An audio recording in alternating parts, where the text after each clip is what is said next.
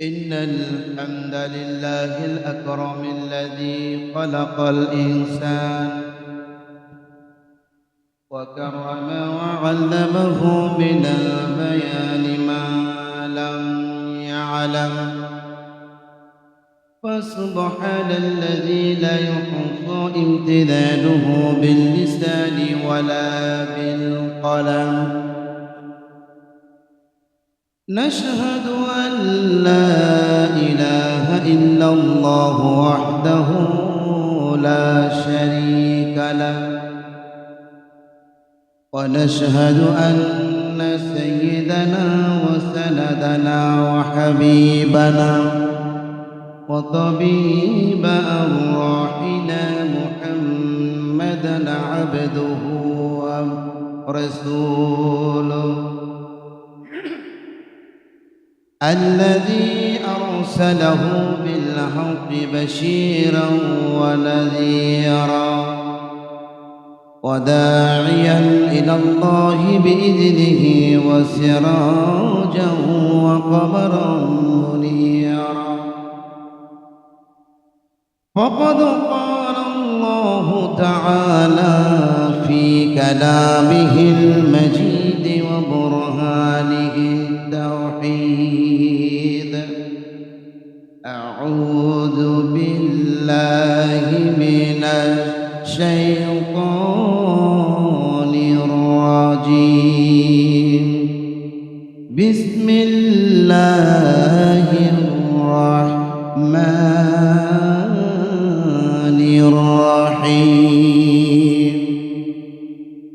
إن الله وملائكته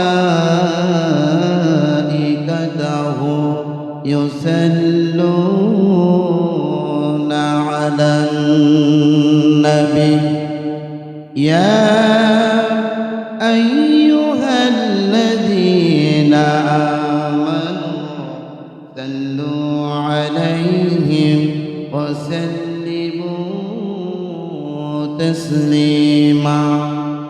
اللهم صل على محمد وعلى آل محمد كما صليت على إبراهيم وعلى آل إبراهيم إنك حميد مجيد. اللهم بارك على محمد وعلى آل محمد كما باركت على إبراهيم وعلى آل إبراهيم إنك حميد مجيد.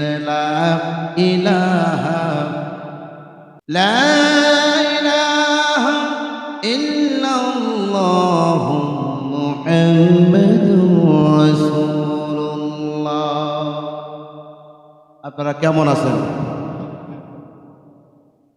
প্রশংসা আলহামদুলিল্লাহ, আমি আপনাদের অনেক ভালো আছি।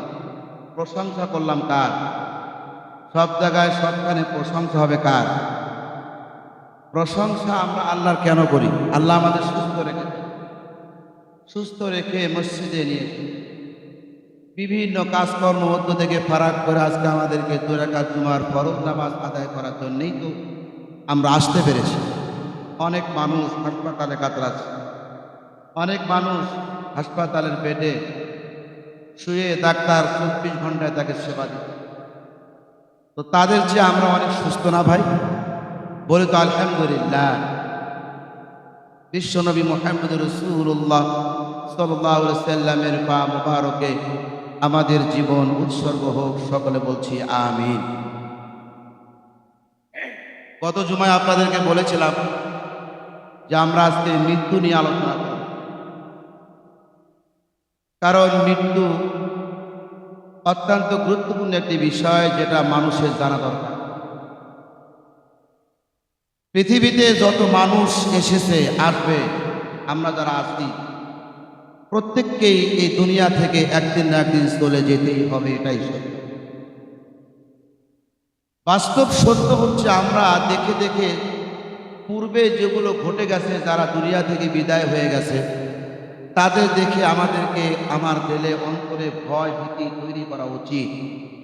আমরা যখন জানাজার নামাজে যাই তখন শুধু হুজুর বক্তব্য পেশ করে যে হাত তুলে আপনারা বলেন তো আজকে ফজর নামাজ কে পড়েছি, অনেকে বলে জোহরের নামাজ কে পড়েছি, অনেকে মুখ চুপ করে বসে থাকে। একটা মাইয়েতকে সামনে রেখে জানাজা দেওয়ার উদ্দেশ্য হচ্ছে সকলকে একত্রিত করার উদ্দেশ্য ইসলামের সিস্টেম অনুযায়ী উদ্দেশ্য মানুষ যাতে একটা মাইয়েতকে দেখে ভয় ভীতি তৈরি হয়, যাহারে আমাকে হয়তো আগামীকাল বা কিছুক্ষণের মধ্যে ওনার এই জায়গাটা যেতে হতে পারে। তবে মৃত্যু কাউকে ছাড়বে না।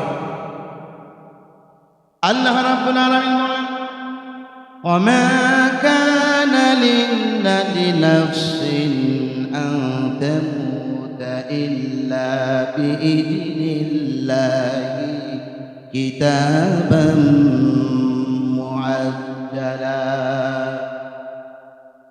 সূরা আলে ইমরানের ভিতরে 145 নম্বর আয়াত আল্লাহ বলছেন, আপনি দুনিয়ার মানুষগুলোকে বলে দেন মৃত্যু তাদেরকে কখনোই ছাড়বে না, যেখানেই তারা থাক না কেন।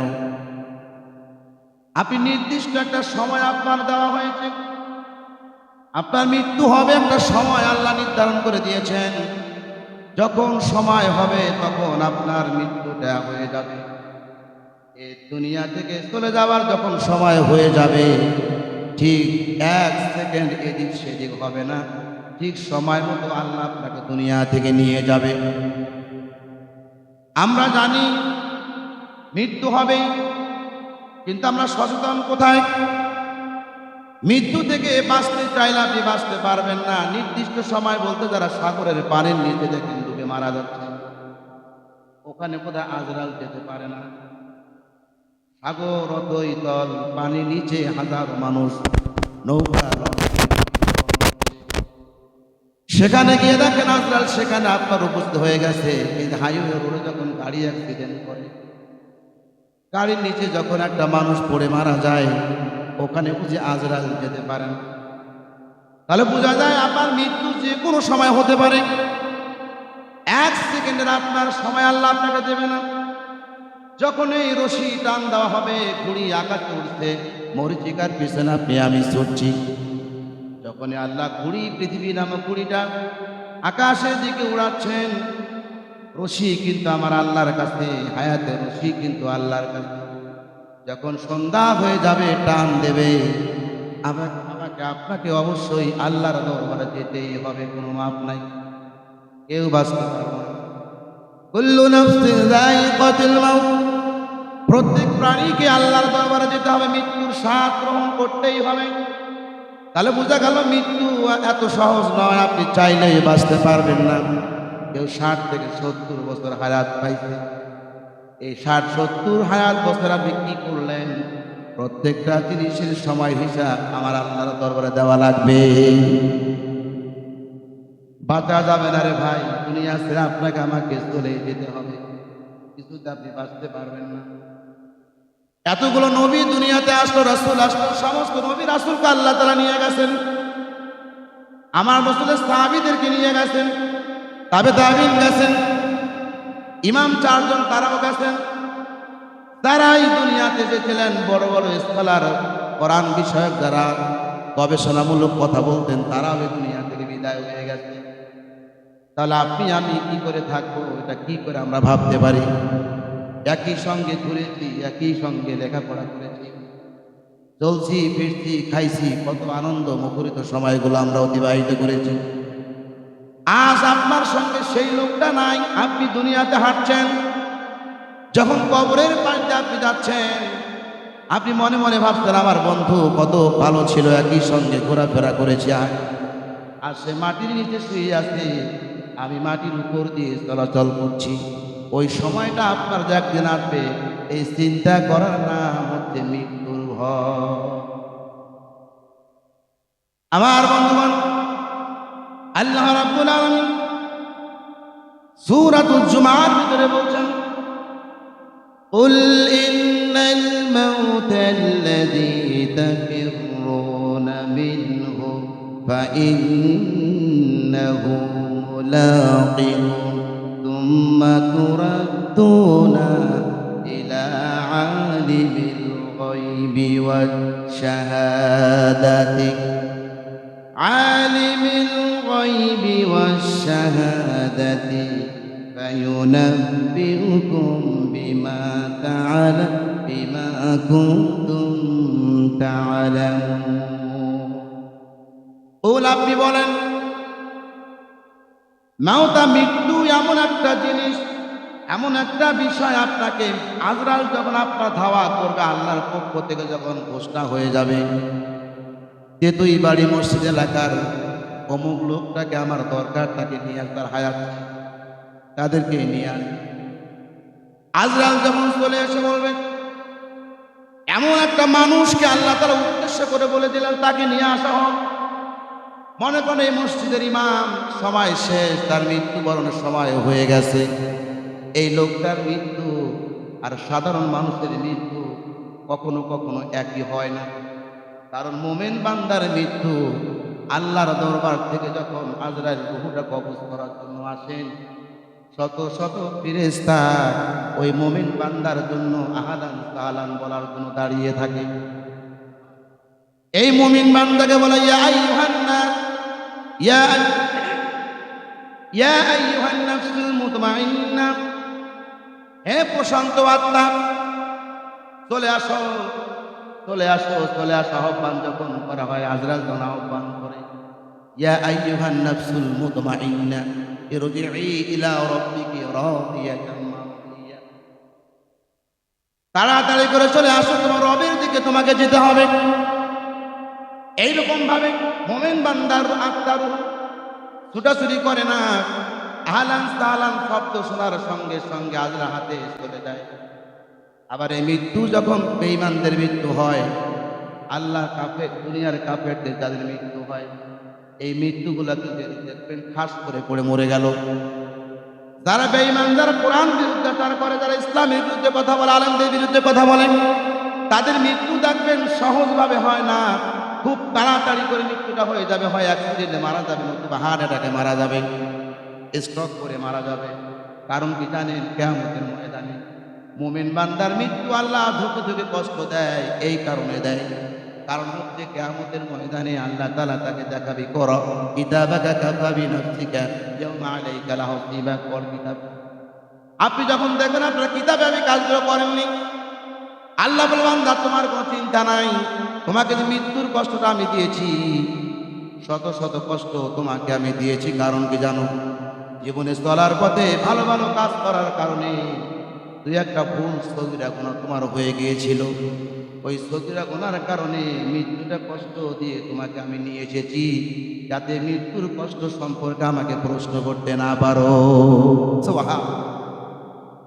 আবার বেঈমানরা যখন বলবে, আপনি আমাকে মৃত্যুর কষ্ট দেন নাই, তাহলে কারণটা কি? আল্লাহ বলবে, বান্দা শোনো, সারা জীবন নাফরমানি করতে করতে, বেঈমানি করতে করতে ভালো একটা কাজ করেছি। আমি মৃত্যুর যন্ত্রণা এমন একটা যন্ত্রণা, যে মানুষটা দুনিয়া থেকে বিদায় হয়ে যায়, সেই মানুষটা জানে মৃত্যু কত যন্ত্রণা। আল্লাহর, আমি আপনার পয়গম্বর ইদ্রিস নবীর সঙ্গে একটু দেখা করতে চাই, তার সঙ্গে কিছু কথোপকথন করতে চাই। মৃত্যুর কত যন্ত্রণা, এ কথা বোঝাতে আপনাদের এই কথাগুলো বলছে, একটু শুনুন, কষ্ট করতে আপনাদের শুনতে। আল্লাহ আজরাইল বলছে, হে আল্লাহ, আপনার পয়গম্বর ইদ্রিস পয়গম্বর সামনে একটু কথা বলতে চাই, সময় একটু কাটাতে চাই। আল্লাহ বলে, যাও, কোনো সমস্যা না। আজরাইল চলে গেল, ইদ্রিস পয়গম্বরকে সালাম দিলেন, দিয়ে বলছেন, পয়গম্বর ইদ্রিস, আমি আপনার সঙ্গে কিছু সময় অতিবাহিত করতে চাই। একটু সময় কি হবে আপনার? বলছে, পাগল হয়েছো তুমি? আমার সঙ্গে কথা বলতে হলে, আমার সঙ্গে সময় কাটাতে হলে, যার তার সঙ্গে আমি সময় কাটাই না, যার তার সঙ্গে আমি বন্ধুত্ব করি না। আজরাইল বলছে, পয়গম্বর আপনি কি জানেন আমি কে? বলে, হ্যাঁ, ভালো করে চিনেছি, কিন্তু ভাই আপনার সঙ্গে বন্ধুত্ব করে আমার লাভ কি? ইদ্রিস পয়গম্বর বলছে, ভাই আজরাইল, আপনার সঙ্গে আমার বন্ধুত্ব করে আমার লাভটা কি হবে একটু বলেন। এবার জিবরাইল বলছে, ভাই সরি, এটা জিবরাইল, এটা আজরাইল। আজরাইল যখন বন্ধুত্ব করার জন্য এসেছিল, জিবরাইল যখন ইদ্রিস পয়গম্বর বললেন আমার লাভ কি, আজরাইল বলছে হে আল্লাহর পয়গম্বর ইদ্রিস, আমার নাম আজরাইল, আপনি যদি আমাকে চিনে থাকেন, আপনি তো আমাকে চেনার কথা নয়, কারণ আমি আপনার কাছে জীবনে কখনো আসি নাই। জিবরাইল আসে আপনার কাছে ওহী নিয়ে, আমি কিন্তু আসি না। আমার কাজ হচ্ছে মানুষের রূহগুলো কবজ করা। পৃথিবীতে যদি হাজারো কষ্ট থাকে, লক্ষ কোটি কোটি গুণ কষ্ট হচ্ছে মানুষের রূহটা কবজ করা। এমন একটা শক্ত কাজ, এমন একটা ভালো কাজ। আমি যখন রুহুটা কবজ করি, মানুষের যে কত কষ্ট হয়, ওই কষ্টটা আল্লাহর কাছ থেকে বলে আপনার রুহুটা কবজটা করব, খুব সহজভাবে করব, কষ্ট দেব না। যদি আপনি আমার সঙ্গে বন্ধুত্ব করেন, মৃত্যুর যন্ত্রণা থেকে আপনি একটু রেহাই পাবেন। শর্তের রাজি হয়ে গেল। এইবার বলছে না, এটাই হবে না, আমাকে আর একটা জিনিস তোমার কাছে আমাকে আবদার করতে হবে। সেটা কি? আমি আল্লাহর কাছে শুনেছি মানুষের মৃত্যু যন্ত্রণা খুব কঠিন যন্ত্রণা। মানুষের যখন মৃত্যু হয়, ওই মানুষটা নাকি কষ্টে ছটফট করে, রুহটা যেতে চায় না। ওই রকম মৃত্যুর যন্ত্রণা আমি একটু দেখতে চাই। যদি দেখাতে পারো তাহলে আমি তোমার সঙ্গে বন্ধুত্ব বানাবো। আমি শুনেছি অনেক কষ্ট নাকি হয় মৃত্যুর যন্ত্রণা।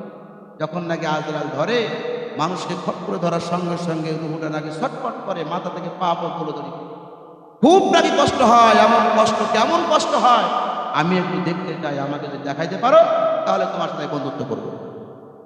আল্লাহর কাছে আজরাইল চলে গেল। আজরাইল বলছে আল্লাহ, গেলাম তো নবী মনে করে, ভালো একটা জায়গায় বন্ধুত্ব বানাবো, সময় কাটাবো, কিছুক্ষণ কথা বলবো। আর উনি উল্টা পাল্টা শর্ত দিয়ে বসে আছে। উল্টা পাল্টা কে শর্ত? উনি তিনটা জিনিস বলেছে, আমাকে নাকি মৃত্যুবরণ করে দেখাইতে হবে, মৃত্যুর যন্ত্রণা কেমন দেখতে চাই। আল্লাহ বলে, আমার পয়গম্বর ইদ্রিস যা চাইছে তুমি তাই করো, কোনো সমস্যা নেই। সুবহানাল্লাহ। বন্ধুগণ, মৃত্যুর কত যন্ত্রণা, কত কষ্ট হয়, এই ইতিহাস থেকে একটু শুনে নেন পয়গম্বর ইদ্রিস।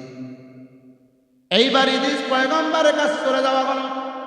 বলছে আল্লাহ আমাকে অনুমতি দিয়েছেন আপনার মৃত্যুবরণ হবে, কিন্তু আল্লাহ এটাও বলে দিয়েছেন আমার ইদ্রিস নবীর কোনো যেন কষ্ট না হয়, খুব সিম্পল ভাবে রুহটা কবজ নিও, আবার সঙ্গে সঙ্গে রুহটা তার ভিতরে দিয়ে দিও।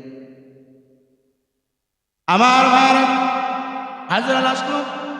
আসার পর তার রুহটা কবজ করবেন, প্রস্তুতি গ্রহণ করতে বললেন ইদ্রিস পয়গম্বরকে। ইদ্রিস পয়গম্বর নিজেকে সব সামলায় নিলেন, নিজেকে প্রস্তুত করলেন। আজরাইল রুহটা কবজ করলো। মুফাসসিরগণ লেখেন ইদ্রিস নবীর পয়গম্বর, ইদ্রিস পয়গম্বর রুহটা কবজ করলেন, আর সঙ্গে সঙ্গে তার রূহ খপ করে তিনি পড়ে গেল। এখন বলেন তো, ইদ্রিস নবী মৃত নাকি জীবিত? মৃত।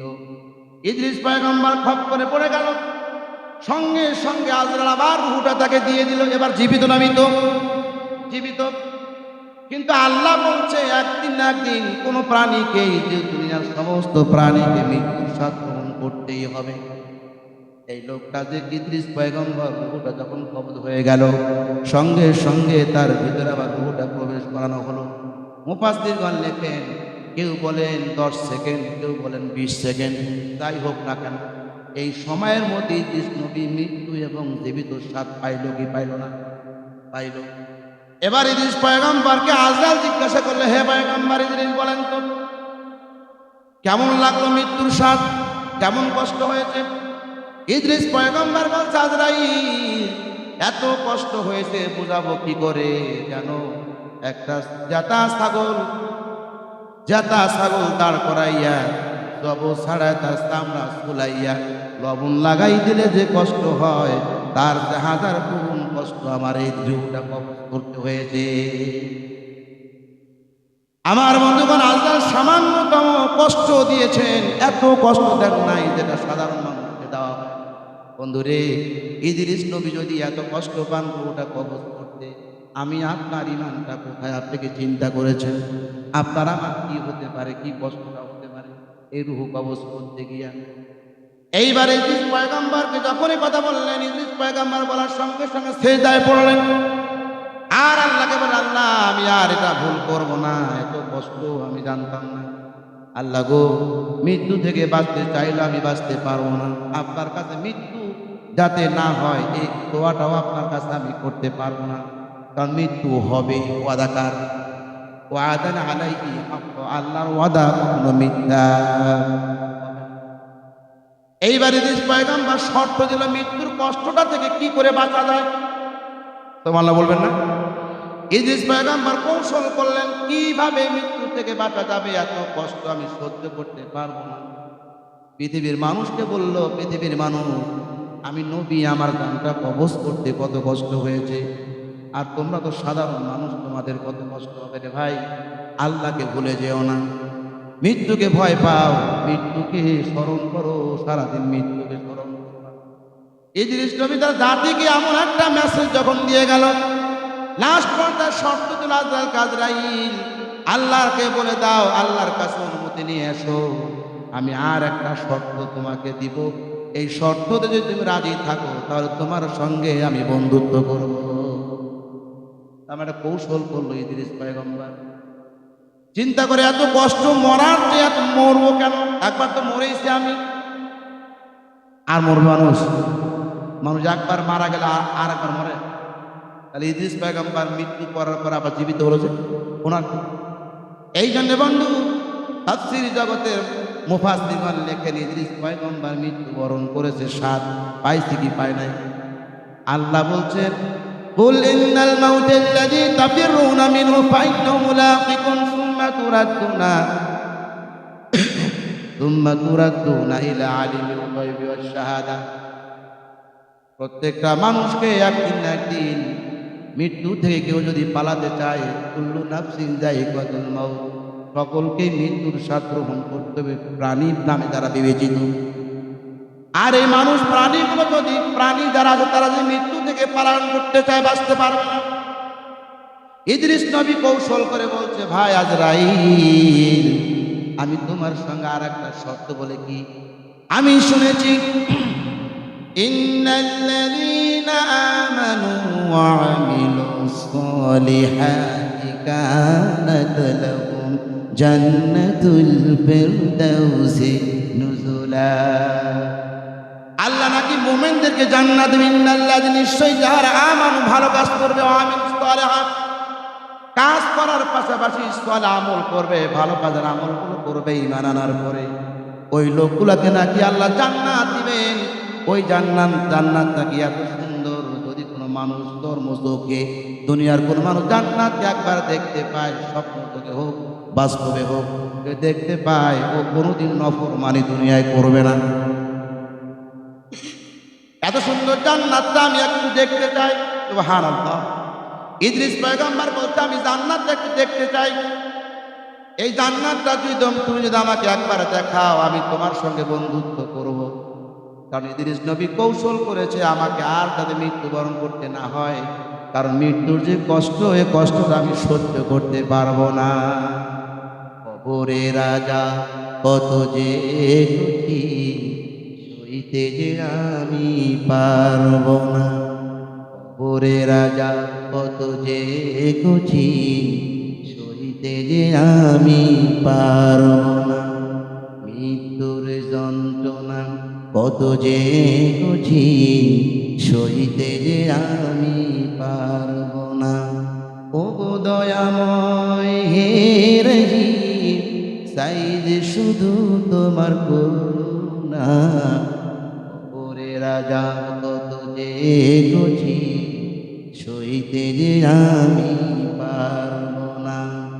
মৃত্যুর যন্ত্রণা কত যে কঠিন, সইতে যে আমি পারবো না। কি ভাই, পারা যাবে? মৃত্যুর যন্ত্রণা থেকে আমরা বাঁচতে পারবো?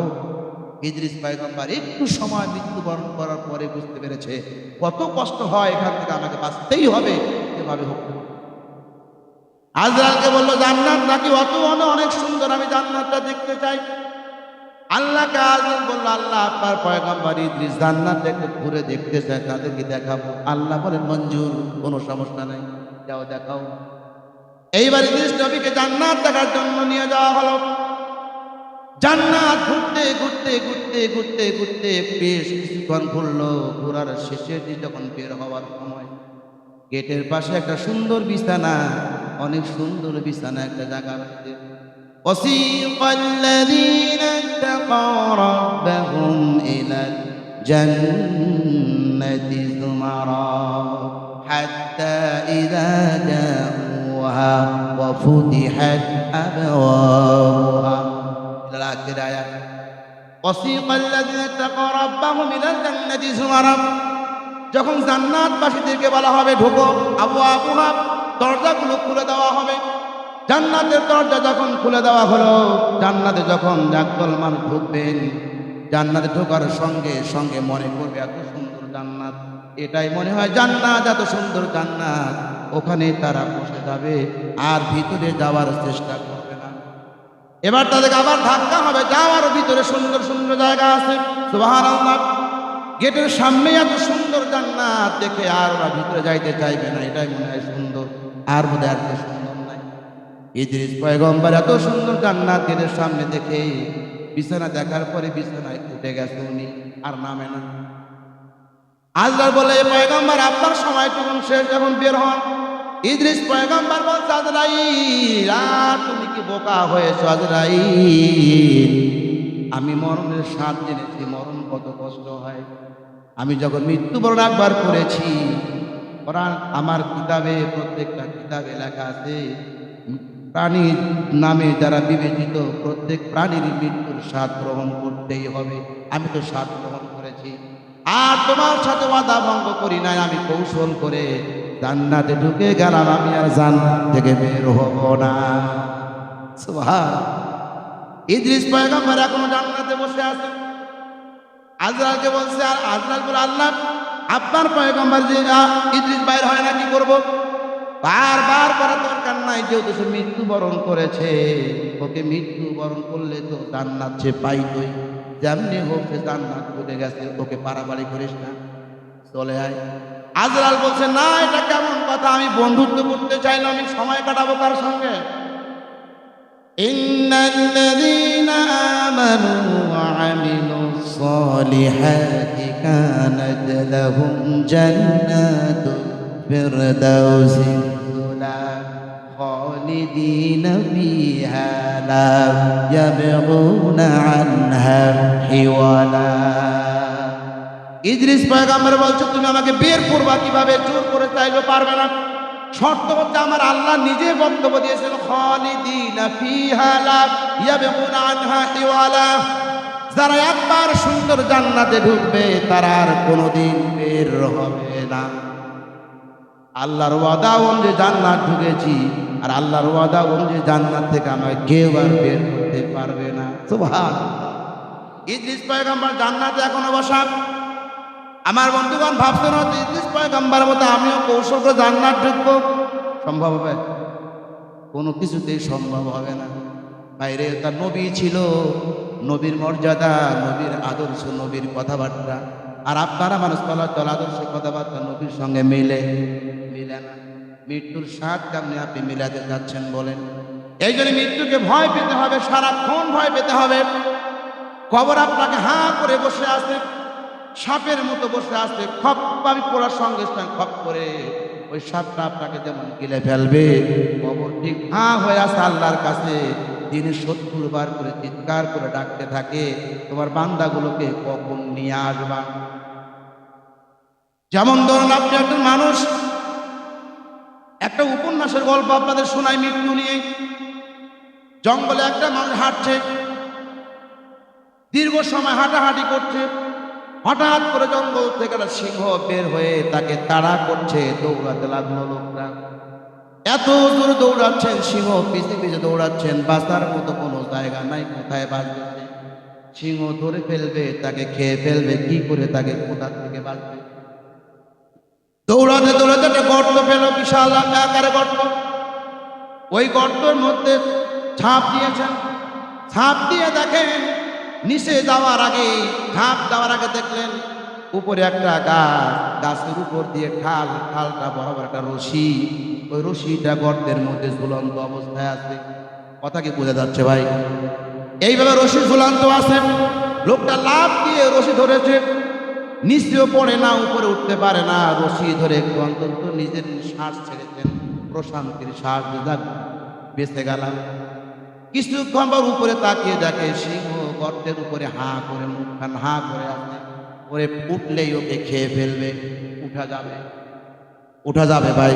যাবে না। এরপরে তিনি নিচের দিকে তাকিয়ে দেখেন বিশাল বড় অজগর সাপ হাঁ করে আছে, নিচে ছেড়ে রশি ছেড়ে দিল, মৃত্যু। উপরে উঠল, মৃত্যু, বাঁচার কোনো উপায় নাই। উপরে উঠলে সিংহ খাবে, নিচে গেলে সাপ গিলে ফেলবে। লোকটা যাবে কোথায়? আবার কিছুক্ষণ পর দেখেন গাছের ঠালে দুটো ইঁদুর, সাদা এবং কালা দুটো ইঁদুর। এই সাদা কালো ইঁদুর রশিটাকে কুটকুট করে কামড়াচ্ছে, মানে কেটে দিচ্ছে। তার মানে সময় হয়ে গেলে, যখন কাটা শেষ হয়ে যাবে, ও খপ করে গর্তের মধ্যে পড়ে গেলে সাপটাকে গিলে ফেলবে। ঠিক না বে ঠিক? এইবার উনি চিন্তা করে, আরে কোথায় বাঁচবো, কেমনে বাঁচবো? উপরে তো সিংহ খেয়ে ফেলবে, নিচে সাপ খেয়ে ফেলবে, উপরে আবার ইঁদুর তো রশিটা কেটে দিচ্ছে, যাবো কোথায়? আমার তো সময় বোধ হয় শেষ, আর বাঁচবো না। কিছুক্ষণ পর তার মনে একটা প্রশান্তি আসার জন্য তাকিয়ে দেখেন গাছের মধ্যে ঠাল তার নুয়ে পড়েছে, মাথার নিচে তার ভারে একটা ঠাল এসেছে। ওই ঠালের মধ্যে দেখেন একটা মধু শাক পর্যন্ত মৌমাছির যে মধু আহরণ করে, ওই মধু শাক আঙ্গুল দিয়ে গুতা মেরে যখন আঙ্গুলটা স্পষ্ট ভিতরে মুখে নিল, নেওয়ার সঙ্গে সঙ্গে চিন্তাকে, এত সুন্দর মিষ্টি এই মধু, জীবনে কোনোদিন ওই মানুষ এত মিষ্টি তার মুখে কোনোদিন প্রবেশ করে নাই। এত মিষ্টি মধু, একটা আঙ্গুল চুষে পড়া দেখলো যে এত মিষ্টি মধু। এই মিষ্টি পাওয়ার কারণে ও যে উপরে যে হরিণ সিংহ রয়েছে তাকে গিলে ফেলবে, খেয়ে ফেলবে, বা নিচে সাপ আছে তাকে গিলে ফেলবে, ইঁদুর যে কাটছে, এটা সবগুলো সে ভুলে গেছে। এত মিষ্টি পাইছে যে ওর খানার কারণে, মিষ্টি পাওয়ার কারণে আত্মা শান্তি পাইছে এবং সব কিছু সে ভুলে গেছে। আমার মৃত্যু আর হচ্ছে না। কথাটা কি বুঝতে চাইলাম ভাই, একটু বোঝেন। আপনাকে হায়াত, ওইটা আমার মৃত্যু, সিংহ হচ্ছে আমার মৃত্যু। সারাদিন হরি সিংহ যেমন আপনাকে দেখার পরে তাড়া করছে আপনাকে ধরে খেয়ে ফেলবে, মৃত্যু এরকম সারাদিন আপনার পিছে ধাওয়া করছে, আমি টের পাচ্ছি না। মৃত্যু এরকম আপনাকে ধাওয়া করছে, আপনি দৌড়াচ্ছেন দুনিয়ার মধ্যে, দৌড়াচ্ছেন, কোথায় গিয়ে স্থান পাবেন, কোথায় কি করবেন। হঠাৎ করে গিয়ে আপনি এমন একটা জায়গায় থেমে গেলেন, সেখানে দেখতে পেলেন হাজারো মানুষ কত আনন্দ করছে, বাজনা দিয়ে ঢোল তবলা বাজাচ্ছে, টিভি চলছে, সিনেমা চলছে, কত ম্যাগাজিন চলছে, আপনি কত আনন্দ করছেন। ওই যে আপনি আনন্দ করতে করতে পিছন দিকে আপনাকে মৃত্যু ধাওয়া করছে, আপনার মৃত্যুর কথা সবাই আমরা ভুলে যাই। কথা কি বুঝছেন? আপনি সব কিছু দুনিয়ার পেয়েছেন, পাওয়ার পর যখন মনে একটা শান্তি, এত টাকা পয়সা হয়েছে, আমি আর কি করবো? এই টাকা পয়সার পিছনে ছুটতে ছুটতে আপনার পিছনে মৃত্যু আপনাকে ধাওয়া করতে সিংহের মতো, আপনি মৃত্যুটাকে ভুলে গেলেন। এরপর আপনি করলেন, সাপটা হচ্ছে কবর, এই গর্তের মধ্যে সাপ, সাপটা হচ্ছে কবর। কবর এরকম হা হয়ে আসে, কখন আপনি মৃত্যুবরণ করবেন, কখন কবরের মাটিতে চলে যাবেন, নিচে চলে যাবেন। যাওয়ার সঙ্গে সঙ্গে পূর্ব পশ্চিম উত্তর দক্ষিণ এমন একটা স্থির চাপা মারবে, হাড় গুড় ভেঙে আপনার একাকার করে ফেলবে। কষ্টের সীমা থাকবে না, অঝরে কাঁদলেও চিৎকার করলেও সেদিন আর কেউ শুনবে না। দুনিয়ার বাস্তবে মানুষ আপনাকে আঘাত করলে মা মা করে চিৎকার করলে অনেকেই মা আপনার সাড়া দেয়, বাবা আপনাকে সাড়া দিচ্ছে, নতুবা ভাই আপনার কাছে দৌড়ে আসছে। বন্ধু, এমন একটা অন্ধকার জগৎ, কবর, সাপ নামক কবরটা এমন আপনাকে হা হয়ে যাবে, সারা জীবন আপনাদের ডাকবে। দিনে রাতে মিলে 70 বার করে জিকির করে, আল্লাহ তোমার বান্দাগুলোকে আমাকে খাদ্য দাও, আমাকে দিয়ে দাও। এইভাবে ডাকতে আসে কবর। মানুষটা নিচে যখন তাকিয়ে দেখে সাপ ঘা করে আছে, এইবার কবর আপনার আমার দিকে তাকিয়ে আছে, কখন আপনি যাবেন বন্ধু আপনি ভুলতে পারবেন না। একটু চিন্তা করে দেখুন তো, সকালবেলা আপনি রাতের বেলা আপনি ঘুমিয়েছেন, সকালবেলা যদি আল্লাহ আপনাকে রুহুটা না দিয়ে জাগিয়ে না দেয়, আপনি মৃত্যুবরণ করে কবরের দিকে চলে যাবেন। এই চিন্তা ভাবনা আপনার আমার পরিবর্তন করা দরকার। মৃত্যু কঠিন শক্ত জিনিস, এত সহজ আপনি ওখান থেকে বাঁচতে পারবেন না। এত কঠিন মৃত্যু বন্ধুবান, মৃত্যু আপনাকে তাড়া করছে, সারা রাত দিনে তাড়া করছে, আপনি টের পাচ্ছেন না। একজন লোক মানে ইসলাম করতে লোক সুলাইমান আলাইহিস সালামের সামনে এসে বলছে, পয়গম্বর সুলাইমান আপনি আমাকে একটু বাঁচান। বলছে কিভাবে বাঁচাবো? সারা জীবন নাফরমানি করেছি, ভাবছি আমি মৃত্যুকে ভয় পাই না। মৃত্যু কি জিনিস? নাউজুবিল্লাহ। সে বলেছিল মৃত্যুকে আমি ভয় পাই না, মৃত্যু কি জিনিস? কিন্তু এখন আমি দেখতে পাচ্ছি কে যেন আমাকে ধাওয়া করছে, আপনি আমাকে একটু বাঁচান, একটু লুকায় রেখে দেন যে কোনো জায়গায়। সুলাইমান নবী কথা শোনার সঙ্গে সঙ্গে বলছে, যুবক আমি তোমাকে কি করে বাঁচাবো, আমি কেমনে বাঁচাবো? বলছে সুলাইমান আমি তো জানি আপনি পৃথিবীর সমস্ত প্রাণীর ভাষাগুলো বোঝেন। আপনি যদি একবার আঙ্গুল তাক করে উপর দিক করেন, মেঘমালাকে বলেন মেঘমালা এখানে বৃষ্টির প্রয়োজন নাই, এখানে দেওয়ার দরকার নাই, অন্য জায়গায় যাও। মেঘ আপনার কথা শুনে অন্য জায়গায় গিয়ে বৃষ্টি দেয়। সুবহানাল্লাহ। ওয়ারিসা সুলাইমানুল وجنوده من الجن والإنس والطير وهم يوزعون। আমি যখন সুলাইমানকে জ্ঞান দিলাম, এগুলো নিয়ে আলোচনা করবো। সুলাইমান নবীর কথা, সুলাইমান নবীকে আল্লাহ সমস্ত প্রাণীর ভাষা বোঝার যোগ্যতা দিয়েছিলেন। এই আশা করে যুবকটা সুলাইমান নবীর কাছে গেল, নবী পয়গম্বর আপনি আমাকে একটু বাঁচান, আমাকে একটু বাঁচান। বলে কি করে বাঁচাবো? দেবে না। এবার বাতাসকে বলছে, বাতাস এই যে আমার সামনের যুবকটা তাড়াতাড়ি করে এমন একটা জঙ্গলে নিয়ে যাও, ওই জঙ্গলে যেখানে দেখবে একটা পাথর, ওই পাথরের আড়াল করে নিয়ে যুবকটাকে বসায় রাখো। সঙ্গে সঙ্গে বাতাস এসে ওই যুবককে এক ঠেলায় নিয়ে গেছে জঙ্গলে, পাথরের আড়াল করে বসিয়ে রাখো। সুবহানাল্লাহ ওয়ালহামদুলিল্লাহ লা ইলাহা ইল্লাল্লাহ। সুবহানাল্লাহ ওয়ালহামদুলিল্লাহ লা ইলাহা ইল্লাল্লাহ। সুবহানাল্লাহ ওয়ালহামদুলিল্লাহ লা ইলাহা ইল্লাল্লাহ। লা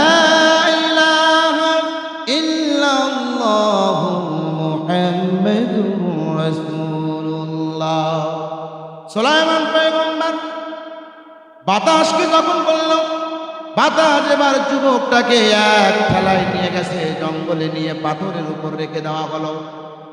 বন্ধুগণ ওইখানে বুঝি আজরাইল যেতে পারবে না? পারবে ভাই। এইবার আজরাইল সামনে, এবার ওই লোকটা যুবক ভেবেছে এমন একটা জায়গা আমি এসেছি, হয়তো আর আমার কেউ আমাকে এখান থেকে নিয়ে যেতে পারবে না। যেহেতু সুলাইমান নবী এখানে আমাকে নিয়ে আসছে, আমাকে আর কেউ ক্ষতি করতে পারবে না। এমন কথা বলার সঙ্গে সঙ্গে মাথা উপর দিকে করে দেখেন আল্লাহর আজরাইল তার সামনে উপস্থিত। জিজ্ঞাসা করলো, ভাই তুমি কে? আসমান জমিন ঠেক লেগে গেল, আতঙ্ক সৃষ্টি হয়ে গেল ভিতরে, মনের ভিতর আতঙ্ক সৃষ্টি হয়ে গেল। যার ভয়ে এত দূর চলে আসলাম, আবার সে আমার এখানে হাজির। বলছে, ভাই তুমি কে? আমি তোমাকে চিনি না। তোমার ভয়ে আমি খাটের তলে লুকাইলাম, তোমার ভয়ে আমি গর্তের নিচে চলে গেলাম, তোমার ভয়ে জঙ্গলে বড় জঙ্গল পেরিয়ে দিলাম, তোমার ভয়ে কত জায়গা অতিবাহিত করলাম। শেষ পর্যন্ত আল্লাহর পয়গম্বর সুলাইমানের সাহায্য নিয়ে এই জঙ্গলের পাথরে আমি বসলাম। এখানেও তুমি হাজির, কে তুমি ভাই বলো?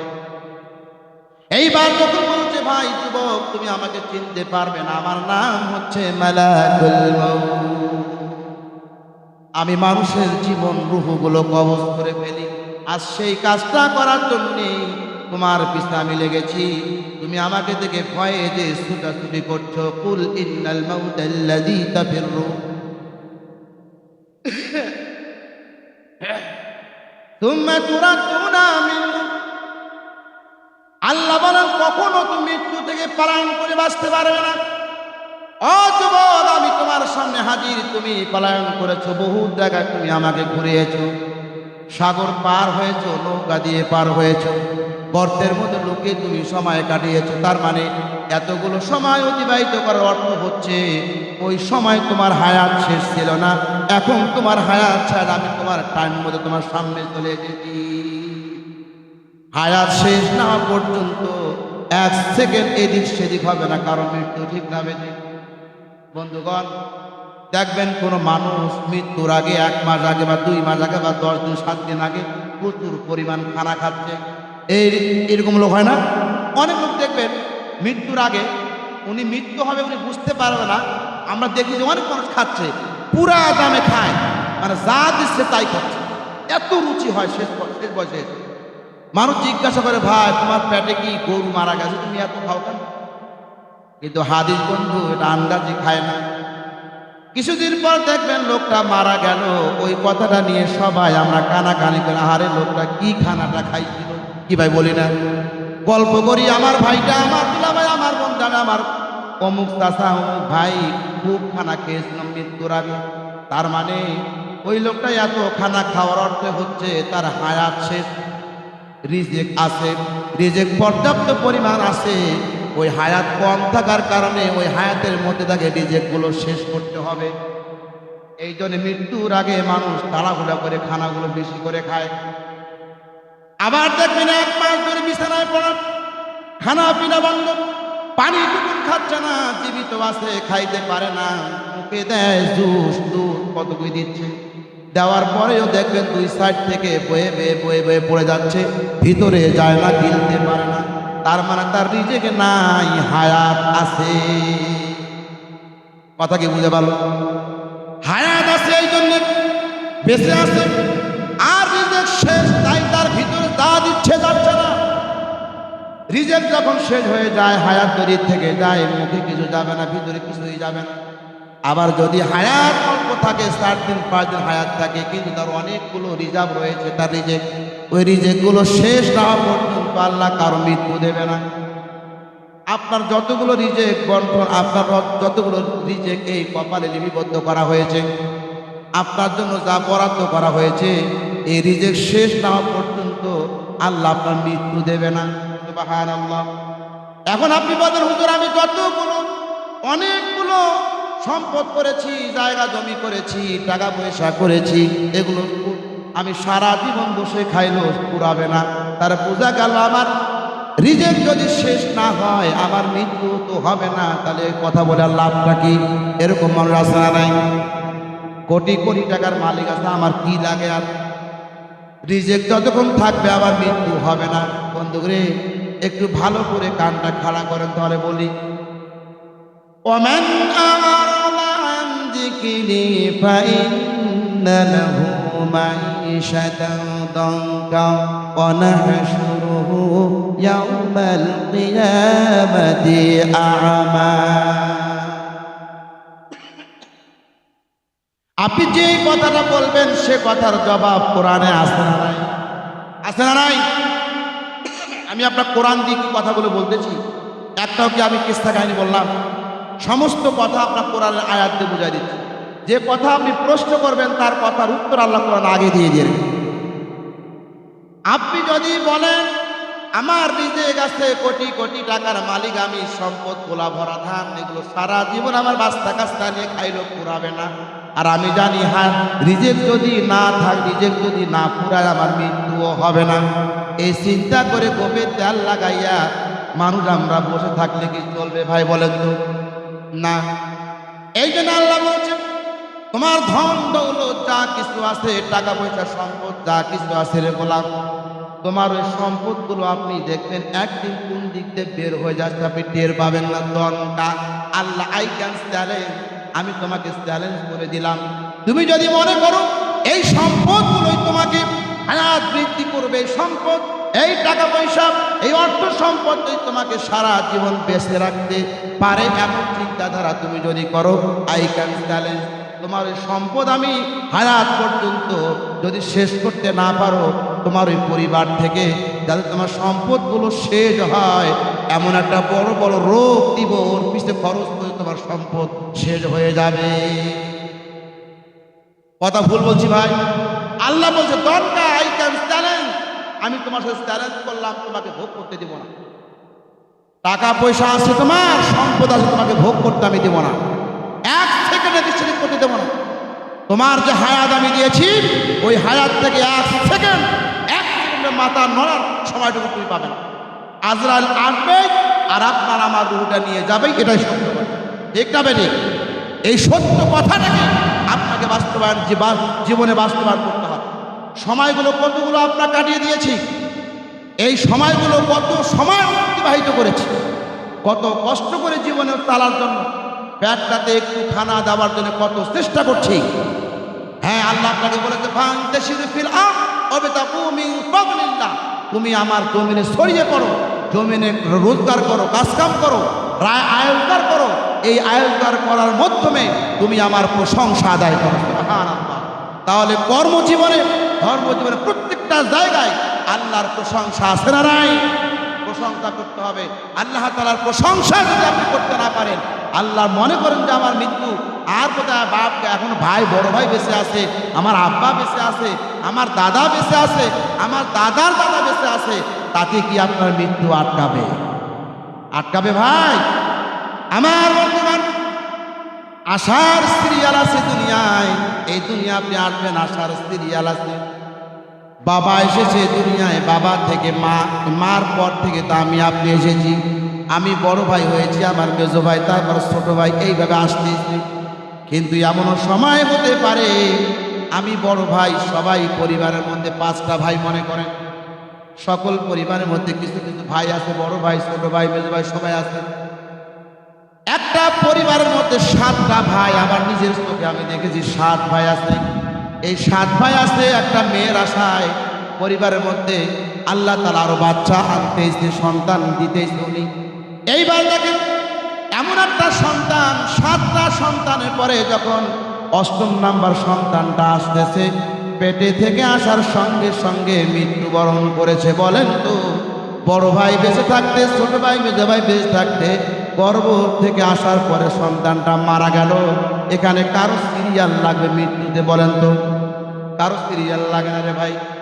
ছোট ভাই যেতে পারে, বড় ভাইকে রেখে, আবার বড় ভাইকে রেখে আরো কত মানুষ যেতে পারে। তার মানে হচ্ছে পৃথিবীতে সমস্ত নবী দুনিয়া থেকে বিদায় হয়ে গেছে। আমাদের ধর্মীয় পিতার নাম কি বলেন তো? ইব্রাহিম আলাইহিস সালাম। আমাদের পিতা চলে গেছে, দুনিয়া থেকে বিদায় হয়ে গেছে, সন্তানও আমাদেরকে যেতে হবে।